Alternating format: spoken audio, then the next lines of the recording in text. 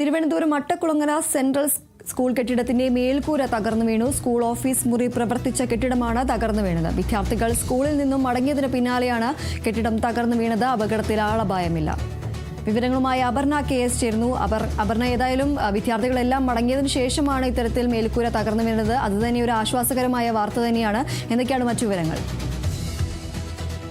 Deepthi, Thiruvananthapuram Attakulangara government central ഹൈസ്കൂളിലെ office മുറിയായി പ്രവർത്തിച്ചിരുന്ന കെട്ടിടത്തിന്റെ മേൽക്കൂരയാണ് ഇന്ന് 5:30 തകർന്നു വീണത്.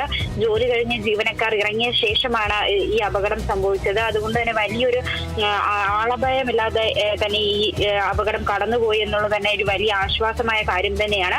കെട്ടിടം പൂർണ്ണമായും തകർന്ന ഒരു നിലയിൽ തന്നെയാണ്. കെട്ടിടത്തിന്റെ മേൽക്കൂര പൂർണ്ണമായും തന്നെ ഇടിഞ്ഞ് താഴേക്ക് വീണിരിക്കുകയാണ്. കാലപ്പഴക്കം ചെന്ന കെട്ടിടമാണ് ഇത്തരത്തിൽ തകർന്നു വീണത്. ഈ സ്കൂൾ കെട്ടിടത്തിനുള്ളിൽ തന്നെ ഒരു 100 മീറ്റർ അകലെ മാത്രമായിട്ടാണ് ഈ കെട്ടിടം സ്ഥിതി ചെയ്യുന്നത്. 5:30 തന്നെ ഉദ്യോഗസ്ഥരും മറ്റ് ജീവനക്കാരും എല്ലാം തന്നെ പിരിഞ്ഞു പോയിരുന്നു. അതിനുശേഷമാണ് ഇത്തരത്തിലൊരു അപകടം ഉണ്ടായത്. അതുകൊണ്ട് തന്നെ വലിയ അപായമോ മറ്റ് കാര്യങ്ങളോ ഉണ്ടായിട്ടില്ല. ഈ കെട്ടിടത്തിന് കാലപ്പഴക്കമുണ്ട്. അതുകൊണ്ട് തന്നെ ഇത് പൈതൃക കെട്ടിടം എന്ന ലിസ്റ്റിലേക്ക് പെടുത്തിയത് കൊണ്ട് തന്നെ ഈ കെട്ടിടം പൂർണ്ണമായും പൊളിച്ചു നീക്കാൻ പറ്റാത്ത സ്ഥിതി ഉണ്ടായിരുന്നു.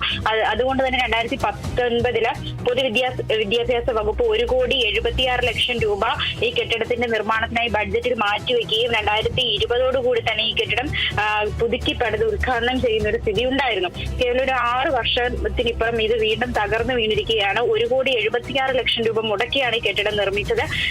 6 വർഷത്തിനിപ്പുറം ഇത് കെട്ടിടം തകർന്നു വീഴുമ്പോൾ അതിൽ വ്യാപകമായ ഒരു അന്വേഷണം തന്നെ വേണ്ടി വരുന്നതായിരിക്കും. ഇപ്പോൾ കോർപ്പറേഷന്റെ ഭാഗത്തു നിന്ന് വരുന്ന പ്രതികരണം അടക്കം പറയുകയാണെങ്കിൽ ഇത് സ്കൂൾ കെട്ടിടമല്ല, സമഗ്ര ശിക്ഷ കേരളത്തിന്റെ ജില്ലാ പ്രൊജക്ട് ഓഫീസായിട്ടാണ് ഈ കെട്ടിടം വിട്ടു നൽകിയിരിക്കുന്നത്. കുട്ടികൾ അവിടെ പഠിക്കുന്നില്ല എന്ന ഒരു വാദമാണ് അവർ പറയുന്നത്. സ്കൂളിന് തങ്ങൾ ഫിറ്റ്നസ് സർട്ടിഫിക്കറ്റ് നൽകിയിട്ടുണ്ട്. പ്രിൻസിപ്പൽ അപേക്ഷ നൽകിയത് പ്രകാരമുള്ള ഫിറ്റ്നസ് സർട്ടിഫിക്കറ്റ് സ്കൂളിന് നൽകിയിട്ടുണ്ട്. ഈ കെട്ടിടത്തിന് വേണ്ടിയിട്ട് അപേക്ഷിച്ചിട്ടില്ല. അതുകൊണ്ട് തന്നെ ഈ കെട്ടിടത്തിന്റെ കാര്യം ഞങ്ങൾക്ക് അറിയില്ല എന്ന ഒരു നിലപാടാണ് ഇത്തരത്തിൽ കോർപ്പറേഷനും വിദ്യാഭ്യാസ മന്ത്രി അടക്കം അത്തരം ഒരു നിലപാടാണ് സ്വീകരിച്ചിരിക്കുന്നത്.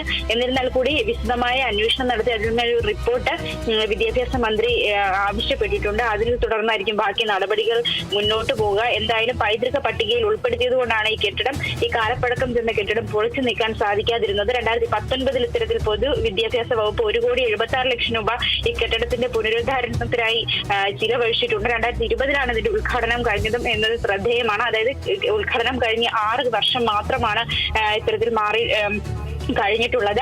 ആ 6 വർഷം കഴിഞ്ഞ് ഇപ്പുറമാണ് ഈ കെട്ടിടം പൂർണ്ണമായും തന്നെ തകർന്നു വീണിരിക്കുന്നത്. ആ കെട്ടിടത്തിനുള്ളിൽ ഉദ്യോഗസ്ഥരുണ്ടായിരുന്നു. 5 മണി വരെ അവർ അവിടെ ജോലി നോക്കിയിരുന്നു. അവരുടെ കമ്പ്യൂട്ടർ അടക്കമുള്ള വസ്തുക്കൾ ഉണ്ടായിരുന്നു. അവർ 5 മണിക്ക് ശേഷം ജോലി കഴിഞ്ഞ് ഇറങ്ങിയതിനു ശേഷം ഇത്തരത്തിലൊരു അപകടം സംഭവിച്ചത് കൊണ്ട് തന്നെ ആളപായമില്ലാതെ തന്നെ ഇപ്പോൾ ഈ അപകടം കടന്നുപോയിരിക്കുകയാണ്.